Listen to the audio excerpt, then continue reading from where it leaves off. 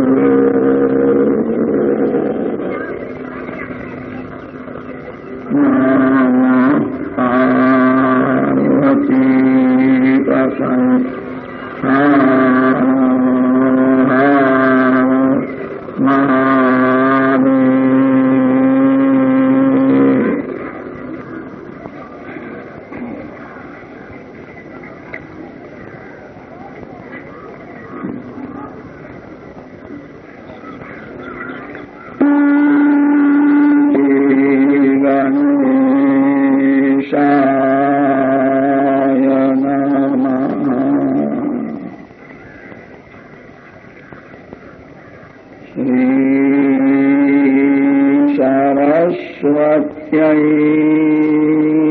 नमः। श्री गुरुभ्यो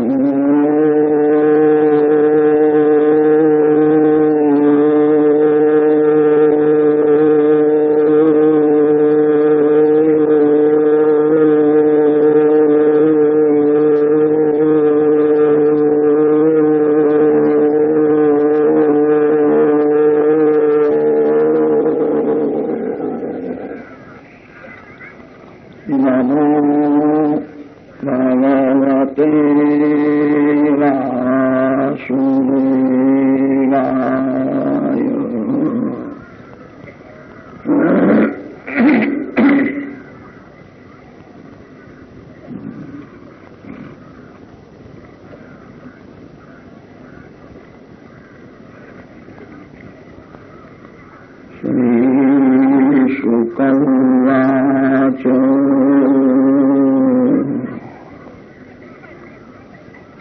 निशम्य कौशारविरूपवर्णितम् ध्रुवस्य वैकुण्ठपदाधिरोहणम् प्रबुद्धभावो भगवत्यधोक्षजे प्रष्टुम् पुनस्तम् विदुरः प्रचक्रमे।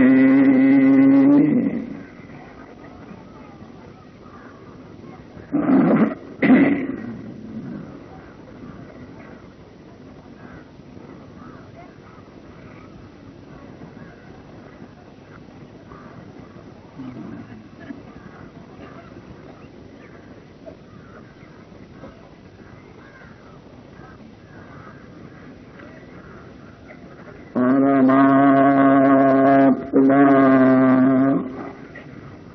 श्री कृष्ण चरण का आश्रय करने से जीवात्मा निर्भय होता है। जिसको भीति है उसको शांति नहीं मिलती। मानव की बुद्धि अल्प है, जीव की शक्ति बहुत कम है।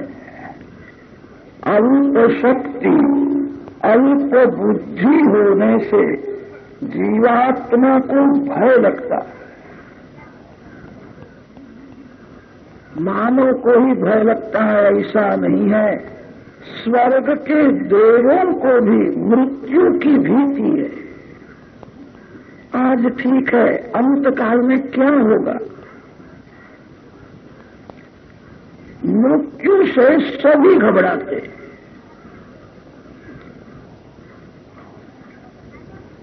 काल के काल भगवान नारायण है। वेदों में वर्णन आया है काल भगवान का नौकर है। जगत काल के अधीन है और काल भगवान के अधीन है। भगवान काल के मालिक है। भगवान को किसी भी जीव का हिसाब देखने की इच्छा होती है तो भगवान अपने नौकर काल को हुक्म करते हैं, उसको पकड़ करके ले आओ, इसका हिसाब देखना है। मरण का अर्थ होता है भगवान को हिसाब बताने का पवित्र दिवस ही मरण है। भगवान ने आपको जो दिया है उसका हिसाब भगवान मांगेंगे। कोई गरीब को भगवान ऐसा नहीं पूछते कि तू अन्नदान क्यों नहीं करता था। भगवान जानते हैं मैंने उसको दिया नहीं था। गरीब को भगवान पूछते हैं, मैंने तेरे को धन ज्यादा नहीं दिया था, मन तो दिया था। धन देने में भगवान थोड़ी विषमता करते हैं। भगवान ने सभी को मौन समान दिया है। मैंने तेरे को आंख दी थी, आंख का तुमने क्या किया? भगवान ने जो दिया है उसका दुरुपयोग करना ही पाप है। भगवान ने जो आपको दिया है उसका सदुपयोग करना ही पुण्य है। अंतकाल में जीव को भय लगता है, मैंने बहुत पाप किया है, अब मेरे को सजा होने वाली है। जीव घबराता है, सभी को भय लगता है। परमात्मा के साथ प्रेम करो। भगवान काल के मालिक है। जो मालिक के साथ प्रेम करता है उसको नौकर त्रास नहीं देता। काल तो भगवान का नौकर है। यस्य ब्रह्मज क्षत्रंच उभे भवत ओदन मृत्यु यस्य उपसेचनम। भगवान काल के मालिक है। परमात्मा के साथ प्रेम कर। एक दिन ऐसा आवेगा संसार का संबंध छोड़ना ही पड़ेगा। जीव का जगत के साथ संबंध सच्चा नहीं है। जीव का किसी स्त्री के साथ, किसी पुरुष के साथ संबंध सच्चा नहीं है। जीव का ईश्वर के साथ ही संबंध सच्चा है। जन्म से कोई जीव पति नहीं है, जन्म से कोई भी जीव पत्नी नहीं है। पति पत्नी का संबंध व्यवहार दृष्टि से सत्य है, तत्व दृष्टि से विचार करने पर सत्य नहीं है। मरने के बाद कोई पति नहीं, कोई पत्नी नहीं। पत्नी का मरण हो जाए तो पति जीवित होने पर भी वो पति नहीं माना जाता है। पत्नी होवे तो ही पति है, पति होवे तो ही पत्नी है। पिता पुत्र का संबंध, पति पत्नी का संबंध व्यवहार दृष्टि से सत्य है, तत्व दृष्टि से जीव का ईश्वर के साथ ही संबंध सच्चा है। जन्म से जीव ईश्वर का है और मरने के बाद भी जीव ईश्वर का ही रहता है।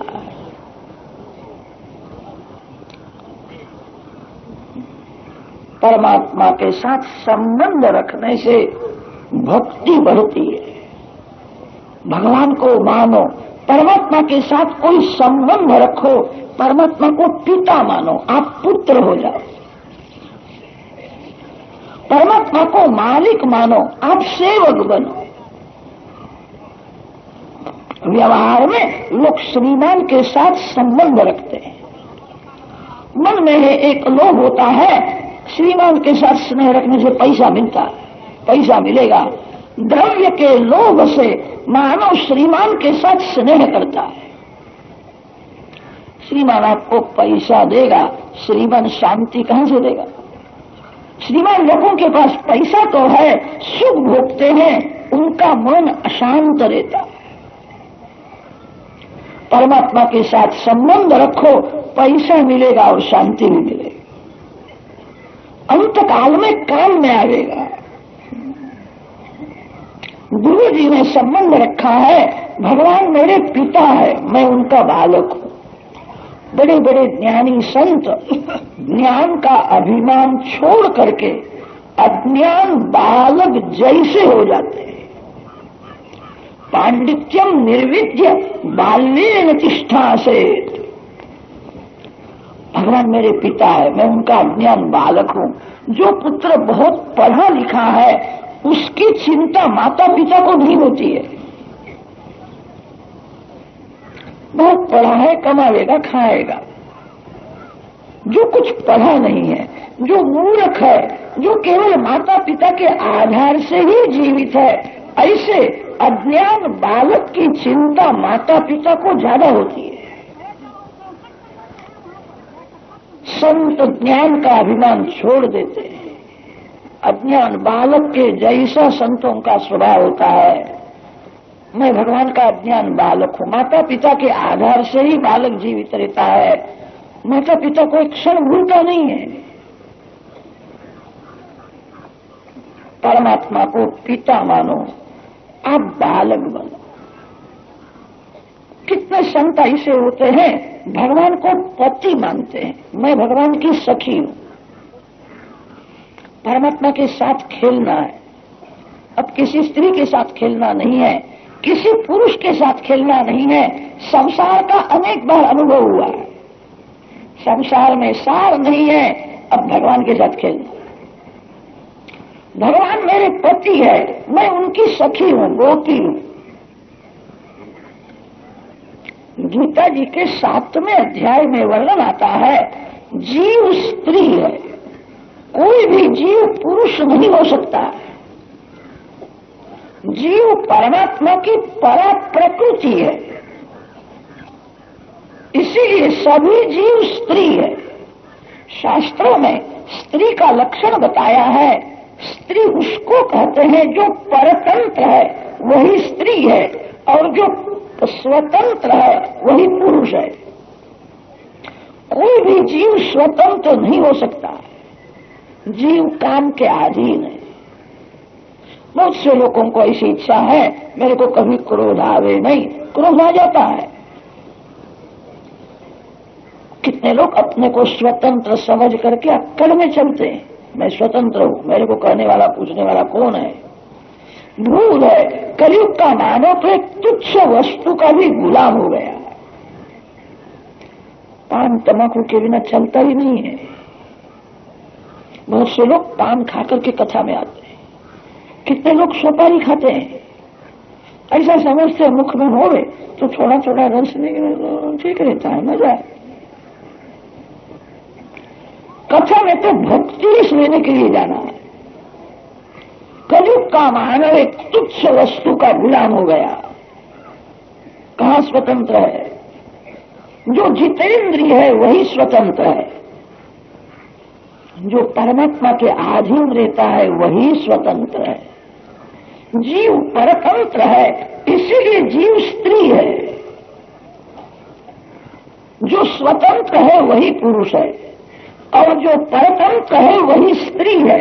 शास्त्रों ने स्त्री का लक्षण बताया है, स्त्री उसको कहते हैं जिसको भय लगता है वह स्त्री है, जो निर्भय है वही पुरुष है। मृत्यु से सब डरते हैं, सभी को मृत्यु का भय है, इसलिए सभी जीव स्त्री रूप है। सबके पिता परमात्मा है, सबके पति भगवान है। कितने संत भगवान को पति मानते हैं, पिता मानते हैं। परमात्मा के साथ संबंध रखने से स्नेह बढ़ता है। गांव में बहुत से लोगों को बुखार आता होगा, आप सभी के यहां देखने के लिए नहीं जाते हो। जिसका आपका कोई संबंध है उसको बुखार आवे तो आप देखने के लिए जाते। भक्ति बढ़े, ऐसी इच्छा हो तो भगवान के साथ कोई संबंध रखो। एक दिन संसार का संबंध छोड़ना ही पड़ेगा।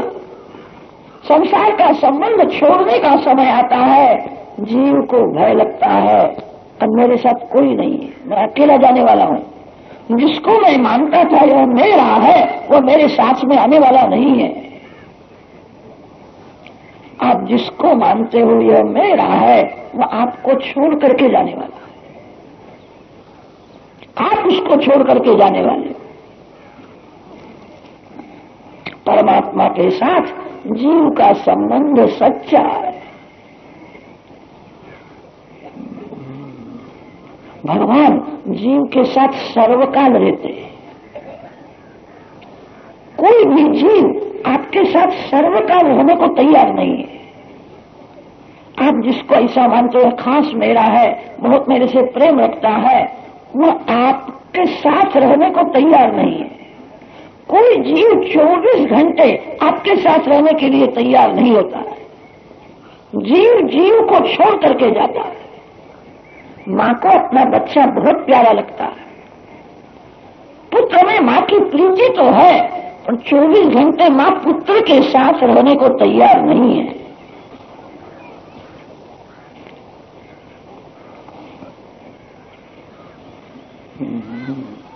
पुत्र जहाँ बड़ा हुआ, माँ ऐसी इच्छा रखती है अब मेरे को छोड़ करके स्कूल में जाए, पढ़ना चाहिए।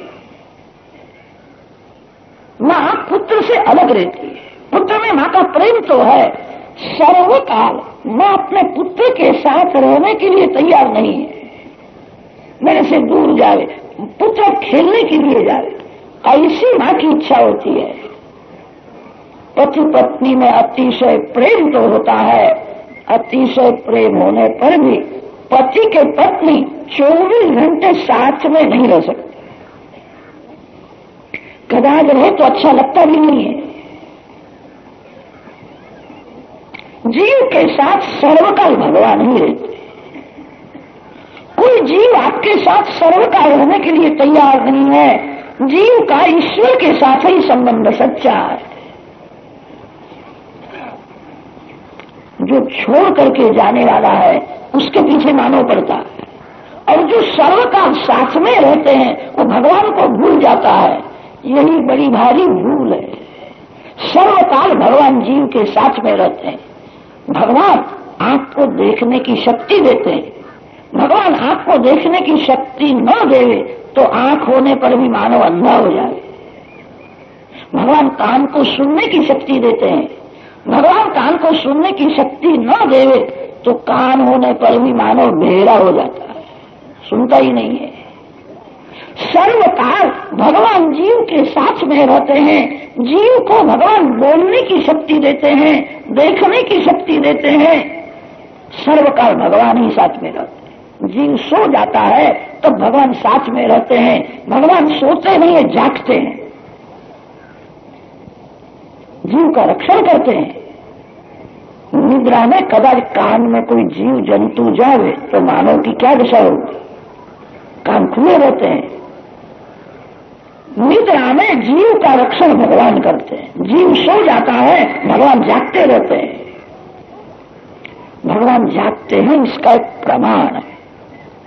रात्रि में सोने से प्रथम थोड़ी भक्ति करो। गादी में बैठ करके ज्यादा नहीं तो आध घंटा भी भक्ति करो। भगवान के नाम का जप करो, भगवान को बारंबार वंदन करो, भगवान की थोड़ी स्तुति करो। आपकी कृपा से आज का दिवस आनंद में गया। मेरी ऐसी इच्छा है कल 4 बजे उठ करके मैं आपका ध्यान करूं, आपके नाम का जप करूं। मेरे को 4 बजे उठना है। आपके भगवान को ऐसा कह करके आप सो जाओ, भगवान 4 बजे आपको जगावेंगे। करके देखो। भगवान को कहना मेरे को 5 बजे उठना है, भगवान 5 बजे आपको जगावे। भगवान तो जगाते हैं। आजकल सवेरे थोड़ी थोड़ी ठंडी पड़ती है तो रजाई में मजा आती है।